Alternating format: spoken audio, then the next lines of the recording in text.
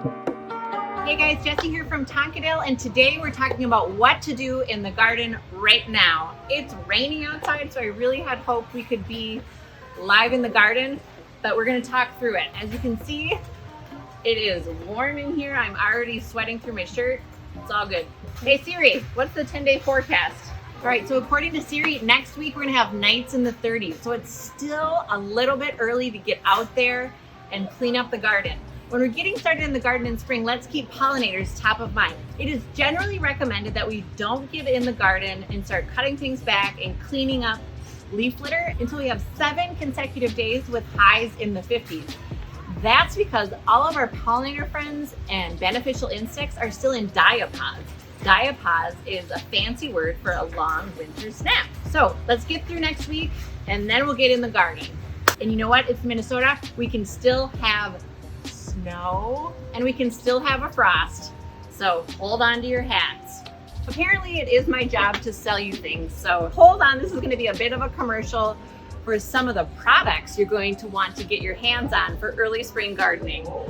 First and foremost, get a good clippers. This one's really affordable at $24.99 and lasts a long time. You're going to want a bypass pruner to get started on pruning some of those shrubs. You can get out in the garden and prune your panicle hydrangeas and other shrubs that bloom on new wood. So wood or growth that is formed this season, they set buds and then they bloom. So get those pruned before they start moving. Now is this time to start applying preen to the garden. Preen is a pre-emergent weed killer, so it's going to go after those weed seeds that are in the garden or in the mulch. We have 2 kinds.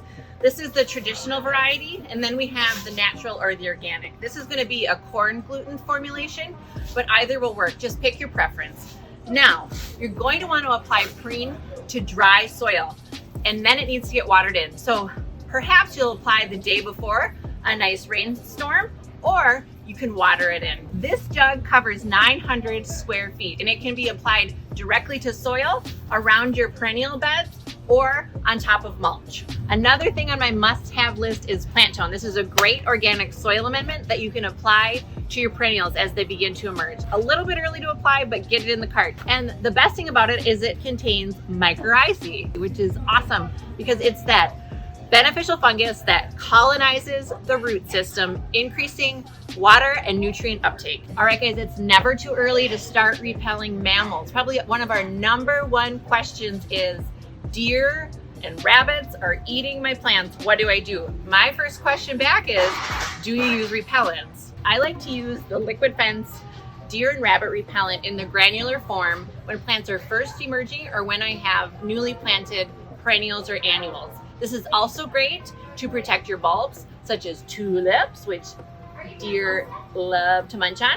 So simply get in your garden and sprinkle it down as directed. It is a little stinky, however, so it's good to do it at nighttime, and just make sure your dog is inside, because back in the day, our dog used to love to roll in it. You know how they find like a dead animal or a dead fish and they're just like, Same thing here. In my opinion, fall is the best time to apply compost and other soil amendments, but it's never too late. Once the soil is workable and tillable, and you can tell that it is if you grab a handful, squeeze it in your hand, and it lightly crumbles. That means it's ready to work. We have premium compost in a 1 cubic foot bag. This bag covers about 10 square feet. My general rule of thumb is 1 bag per 10 square feet of soil space. You can spread it out, till it in, and then the rain will do its work.